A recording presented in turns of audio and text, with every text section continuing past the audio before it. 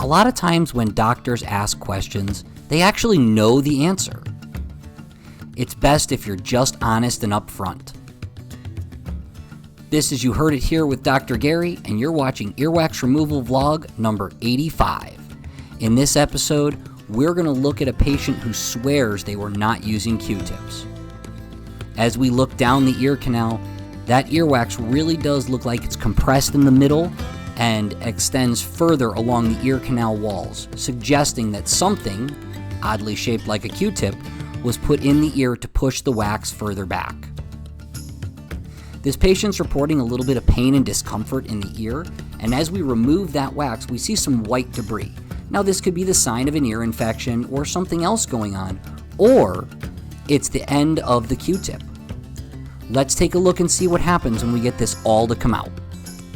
If you like these wax removal videos, please take a moment to like and subscribe. It really does help with the YouTube algorithm and lets us get this content in front of more people. All right, now let's look what came out. It is the entire cotton part of the end of a Q-tip. This is why we should stop using Q-tips to clean our ears. Q-tips are not the most effective way to clean the ears. As we look back in, the eardrum appears to be a little bit discolored, and we are definitely going to be sending them back to their primary care doctor and/or ENT just to have that looked at. Again, stop using Q-tips to clean your ears. There are other methods that are much more effective. Now we're going to take a look at the other ear, and that looks much better.